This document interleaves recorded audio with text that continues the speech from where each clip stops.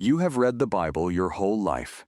You know the stories, you know the verses. But have you ever stopped to ask, what did these people actually eat? Not just bread and wine. Real meals, real flavors, foods with names most Christians today can't even pronounce.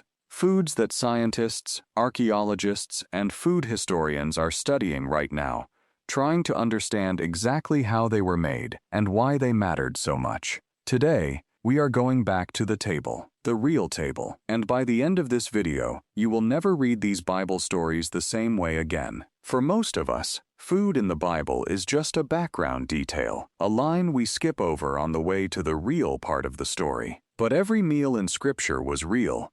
Someone grew it, someone cooked it, someone ate it, sitting on the ground under a real sky thousands of years ago. So let's start with the first one, a meal so simple most people never notice it at all. Food number 1, parched grain. Her name was Ruth. She was a foreigner, working in someone else's barley field, just trying to survive. And in Ruth chapter 2, verse 14, a man named Boaz does something small but kind. He invites her to eat with the other workers.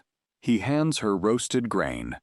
Parched grain was made by taking fresh, unripe heads of wheat or barley and holding them over an open fire, or roasting them on a hot pan, until the outer husk burned off and the inside turned golden and crisp. Workers would eat it straight from their hands, out in the field. No bread, no oven, no wait. It was fast, it was cheap, and it kept people working through the harvest season without stopping. Modern study. Here's where it gets interesting. Archaeologists digging at ancient sites in Israel have actually found burnt grain, roasted the same simple way, preserved in the soil for thousands of years.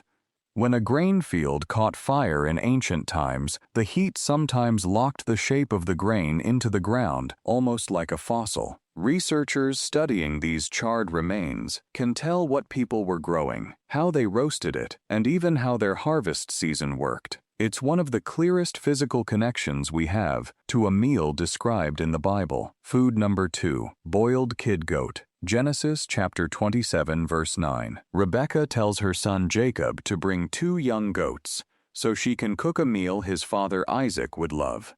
In Judges chapter 6 verse 19, Gideon does something similar. He prepares a young goat for a mysterious visitor. Boiled kid goat was a meal for special moments, guests, blessings, important visitors. The meat was usually boiled in a pot with water, sometimes with milk, herbs, or broth, until it was tender enough to fall apart. But there was one very specific rule connected to this dish, and it shows up 3 separate times in the Torah. Modern study. The rule is this: do not cook a young goat in its mother's milk. It's written in Exodus chapter 23, verse 19, and repeated again later in the Torah.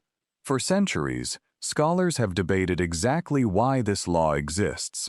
Some believe it was about separating symbols of life, like milk, from symbols of death, like meat. Others see it as one of the earliest recorded examples of an ethical food boundary, a rule about how animals should be treated, even in death. Today, historians studying ancient Near Eastern law codes point to this exact verse as one of the oldest surviving examples of a food ethics rule in written history. Food 3, terebinth nuts. In Genesis chapter 43, verse 11, Jacob sends his sons back to Egypt with gifts, hoping to win favor. Among the gifts, nuts, most likely pistachio nuts, from a tree closely related to the terebinth, a tree considered important and sometimes even sacred in the ancient world. These nuts weren't everyday snacks. They were valuable, rare, worth sending as a gift to a powerful stranger in a foreign land. Modern study botanists studying ancient trade routes have traced pistachio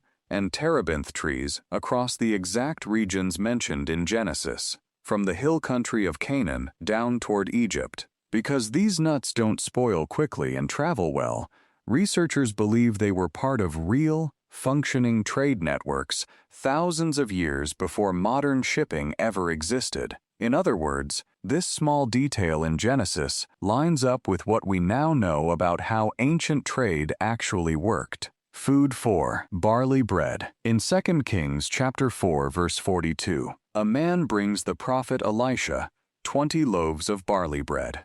In John chapter 6 verse 9, a boy offers 5 barley loaves and 2 small fish, and it becomes the meal that feeds a massive crowd. Barley bread wasn't fancy. Wheat bread was considered better, more expensive, more refined. Barley was what regular people ate. Farmers, workers, families without much money. Modern study. Here's what's surprising. Today, researchers studying the Mediterranean diet, one of the most studied eating patterns in modern nutrition science, keep landing right back on barley. Barley is high in fiber and has a lower impact on blood sugar than many refined grains.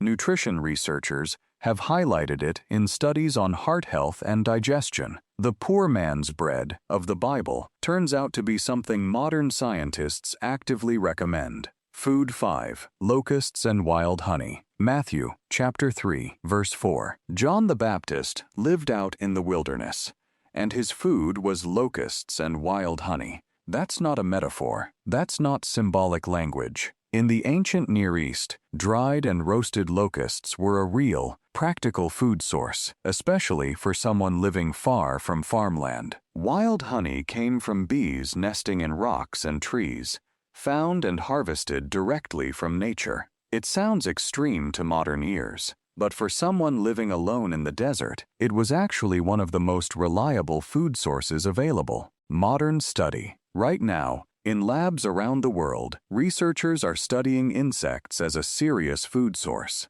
Locusts specifically are being studied for their high protein content and low environmental cost compared to raising cattle or other livestock. Entomologists and nutrition scientists point to insect-based diets as a possible answer to future food shortages. What sounded strange in an ancient wilderness story is now the subject of active, modern scientific research. Food 6. Unleavened bread and bitter herbs. Exodus chapter 12, verse 8. On the night of the Passover, the instructions are specific. Eat the meat roasted, with bitter herbs, and bread made without yeast. Unleavened bread had no time to rise. It was flat, plain, and made in a hurry, matching the urgency of the story itself. Bitter herbs added sharp, strong flavor, and many scholars believe they were meant to represent the bitterness of slavery in Egypt. Every part of this meal was designed to be remembered,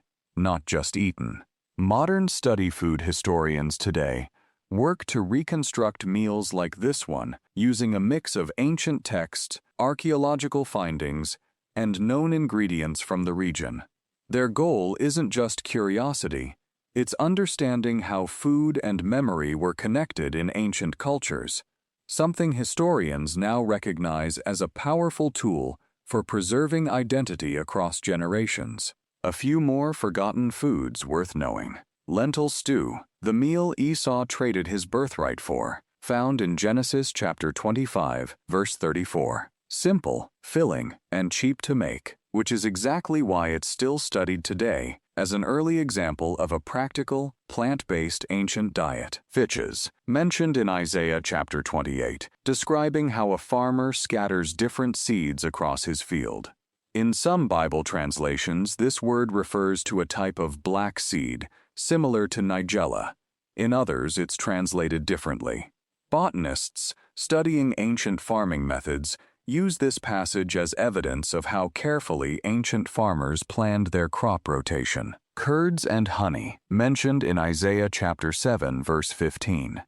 A simple combination of soured milk and honey, and nutrition researchers note it as an early, naturally fermented food, similar in concept to modern yogurt. Final modern science wrap. So why does any of this matter now? Because across the world, researchers in archaeology, nutrition science, and food history keep circling back to the exact same region, and often the exact same foods described in the Bible. Dig sites uncover burnt grain, nutrition studies praise barley and lentils, Food scientists study insects as a future protein source. The meals in these ancient pages were never just religious symbols. They were real survival strategies, shaped by real land, real climate, and real necessity, and modern science keeps proving how smart those choices actually were. The next time you read about Ruth in the barley field, or Jacob sending nuts to Egypt, or John the Baptist alone in the wilderness, you won't just see words on a page. You'll see the fire. You'll smell the roasted grain. You'll understand, just a little more, what it actually meant to live inside these stories. If this changed the way you see these stories, even a little, that's exactly why we make videos like this. If you want more forgotten details from the Bible brought back to life, stay close. There's a lot more of this table left to explore.